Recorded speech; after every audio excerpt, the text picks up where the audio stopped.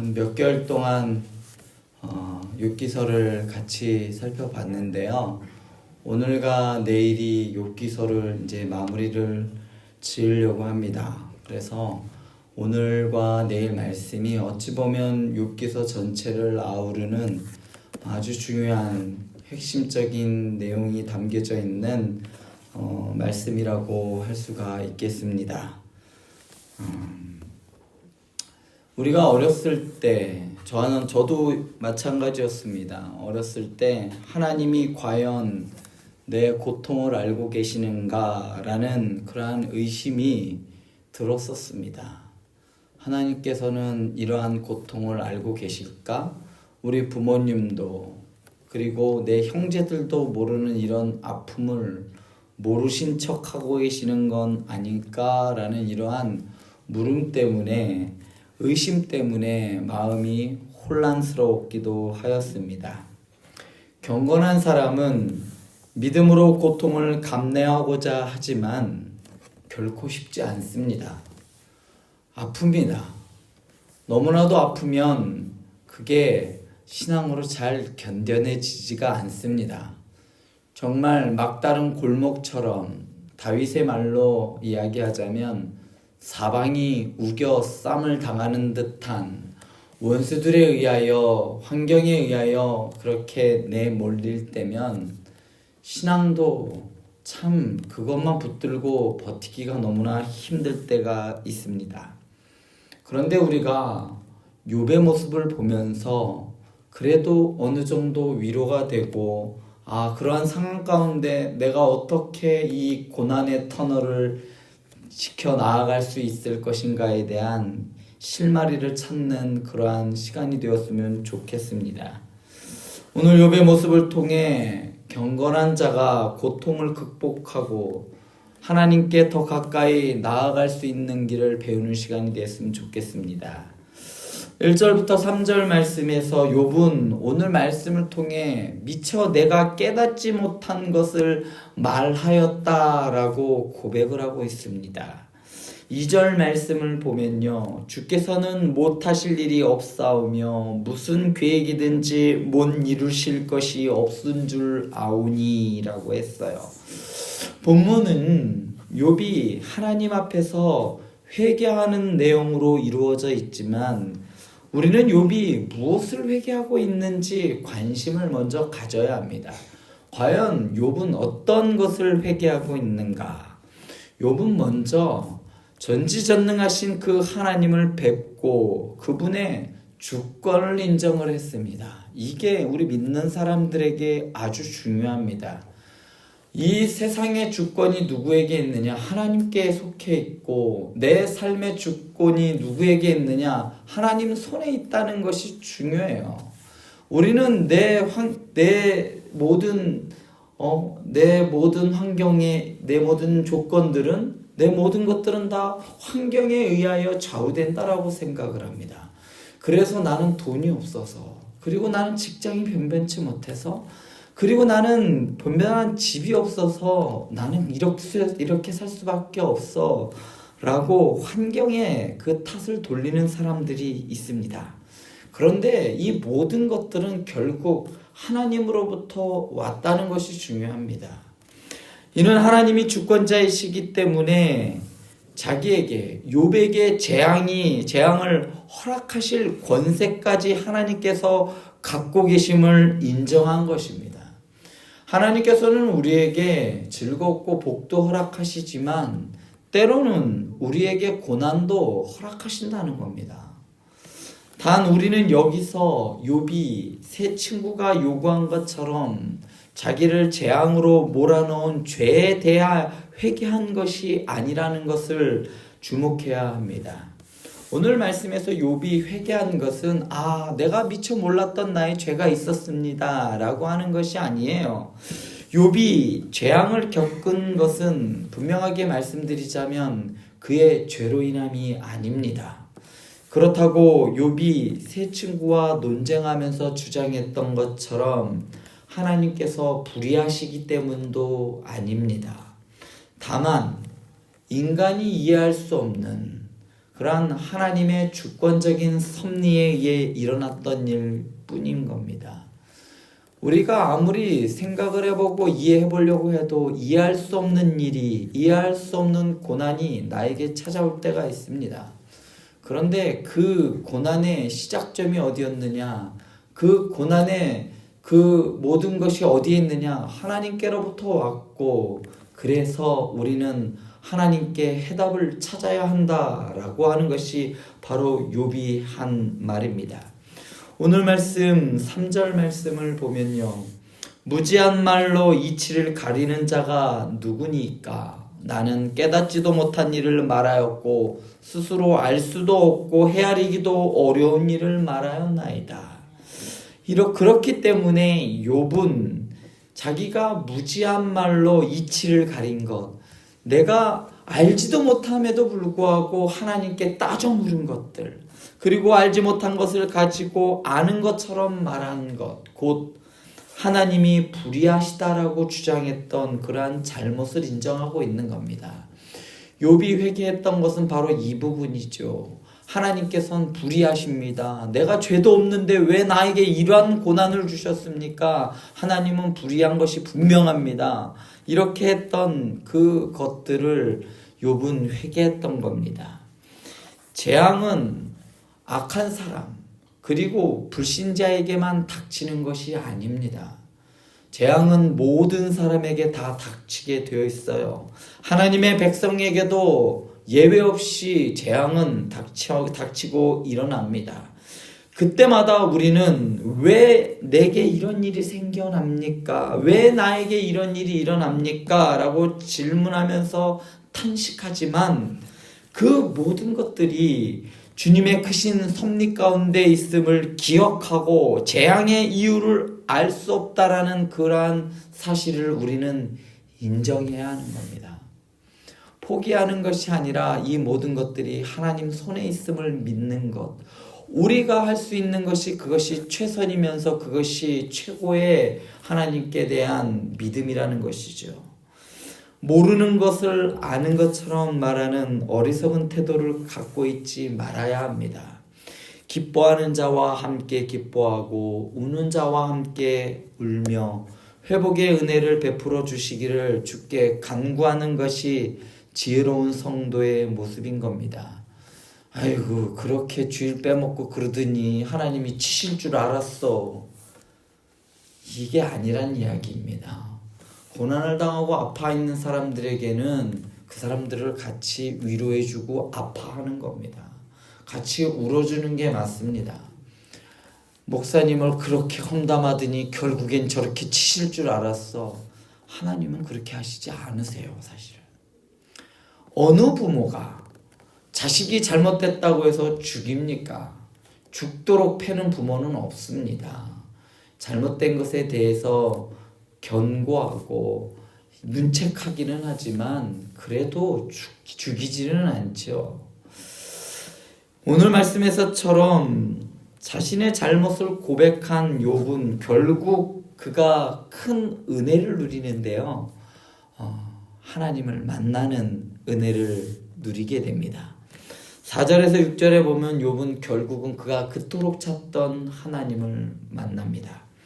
앞에서 말했듯이 경건한 사람이 재앙을 당했을 때 그의 마음을 사정없이 흔드는 것은 재앙의 이 고통보다 하나님이 자신의 고통에 관심이 없는 것 같은 그러한 현실입니다.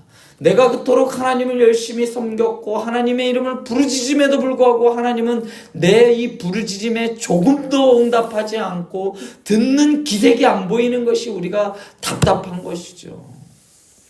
재앙을 당했을 때 욥은 어떻게 고백했습니까?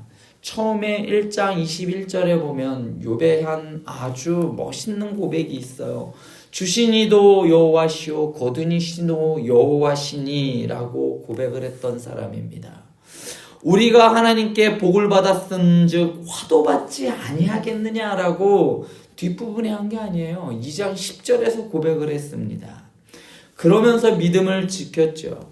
하지만 하나님께서 자신의 이러한 호소에 응답하지 않으시는 것 같은 그러한 시간이 길어지면서 마치 우리가 하나님 이런 문제가 나에게 있는데 이 문제 좀 어떻게 해결해 주세요 라고 몇 날 며칠 아니요 한 달, 두 달, 1년, 2년을 몇 년을 기도해도 하나님께서 꿈쩍조차 하지 않을 때 우리는 아유 결국은 안 들으시는구나 의심을 하게 되고 하나님 정말 듣고 계신 거야? 아무 소용이 없네 이러는 경우가 있습니다. 그런데 욥은 이제 하나님이 그를 만나 주심으로써 그는 하나님이 자신의 고통을 이미 알고 계셨음을 확인했습니다. 그뿐 아니라 하나님이 자신의 말을 들어주셨고 또 주님의 뜻을 알게 하시고 회복시켜 주시는 은혜를 경험하고 있는 겁니다. 욥은 결국 하나님을 만남으로 그의 모든 문제들이 해결됐어요. 6절을 보면요. 그러므로 내가 스스로 거두어드리고 티끌과 재 가운데 회개하나이다. 욥은 이제 하나님께 도발했던 것을 스스로 거두어드리고 티끌과 재 가운데 자기 잘못, 즉 알지 못한 것을 말하고 그리고 주장했던 잘못들을 온전히 인정하면서 나는 회개하고 있노라 라고 고백을 하고 있는 겁니다.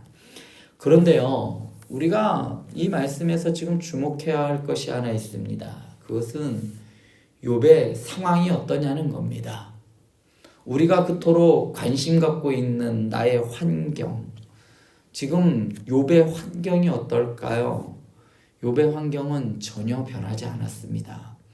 욥은 아직도 혼자이고 그의 몸은 병들어 있었고 그의 처지는 처참하기 그지없는 그러한 상황입니다. 그런데 욥의 환경은 여전히 그렇지만 욥의 고백이 달라졌어요. 이전에는 나는 외로운데 지금 내가 받는 고난이 억울하고 답답한 가운데 외치는 절규였다면 오늘 본문의 말씀은 전혀 다릅니다.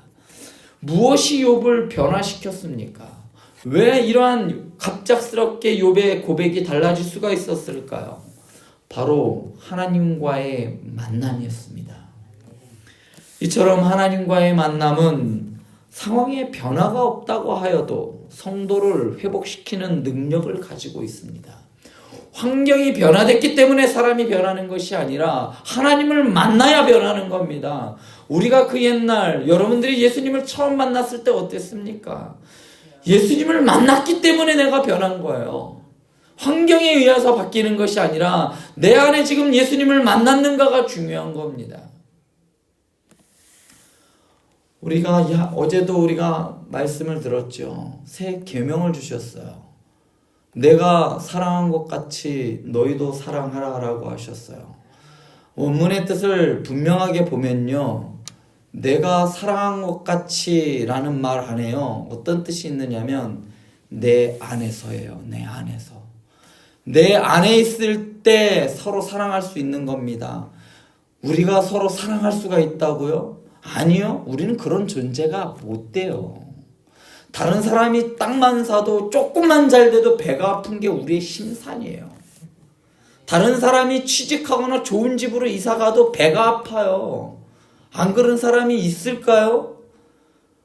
열의 아홉은 다 배가 아플걸요. 우리는 다른 사람을 사랑할 수 있는 그러한 조건도 없고요. 우리에는 이 죄의 뿌리라는 것이 있어서 그럴 수 없습니다. 그런데 우리가 예수 안에 있을 때 가능한 겁니다. 예수님을 만나야 우리는 다른 사람을 사랑할 수가 있는 겁니다.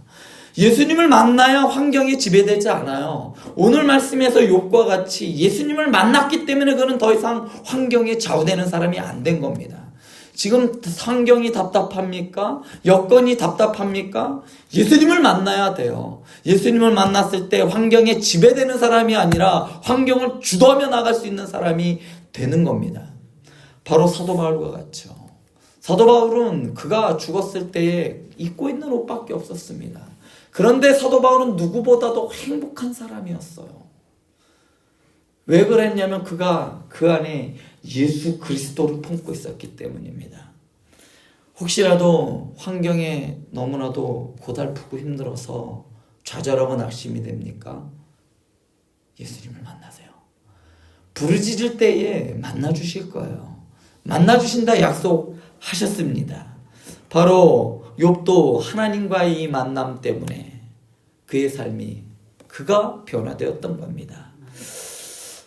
주님의 위로를 받든 꾸지람을 듣든 내 죄가 드러나는 부끄러움을 당하든 하나님 앞에 나아가 주님을 만나는 시간을 경험하게 되면 모든 것이 새로워지고 우리가 처한 현실이 완전히 다르게 해석되어질 수가 있는 겁니다. 환경은 우리를 절대로 변화시킬 수 없어요. 예수를 만난 사람들은 변화시킬 수 없습니다. 환경을 주도하게 되어 있다는 것이죠. 우리는 사람들은 내가 이렇게 해서 이런 일이 있었어 라고 하지만 예수님을 만난 사람들은 이 환경조차도 악조건조차도 고난과 고통조차도 하나님께 주신 것으로 협력하여 선을 이룬다라고 믿음으로 바라볼 수 있는 것이죠. 그렇기 때문에 우리는 주님을 만나는 자리로 끊임없이 나아가야 하는 겁니다. 왜 여러분들이 매일 아침 이 자리에 나와 있습니까? 그것 때문 아니겠습니까? 나는 환경에 좌우되는 것이 아니라 주님 때문에 살아가는 사람입니다. 이 고백을 우리가 매일 아침 이 자리에 나와서 하는 것이 아니겠습니까? 예수님이 십자가에서 고통 가운데에서 나의 하나님 어찌하여 나를 버리셨나이까 라고 주님께서 탄식하셨을 때 하나님께서 뭐라고 하셨나요? 야, 좀만 더 참아봐, 이렇게 하셨나요? 아무런 말씀도 안 하셨습니다. 하나님께서는 침묵하셨어요. 예수님의 그 십자가에서 그 처절한 몸부림 가운데서도 하나님은 가만히 계셨어요. 그러나 하나님께서 모르셨나요? 아니요. 그 고통을 낱낱이 알고 계셨습니다. 속속들이 알고 계셨어요. 마찬가지로 하나님께서는 지금 여러분들의 고통에, 여러분들의 고난에 침묵하시는 것처럼 보이지만 하나님께서는 신음소리까지도 알고 계세요. 꿈틀거리는 것까지도 알고 계시는 분이 바로 하나님이란 뜻입니다. 그러므로 상황이 바뀌지 않는다 할지라도 하나님을 신뢰하고 그분을 만나기를 힘쓰시기 바랍니다. 그리고 그 하나님을 경험할 때에 여러분들이 있는 고난이 전혀 다르게 해석되어질 겁니다. 그러한 은혜를 경험할 수 있는 오늘의 아침 되길 간절히 축원드립니다. 기도하시겠습니다.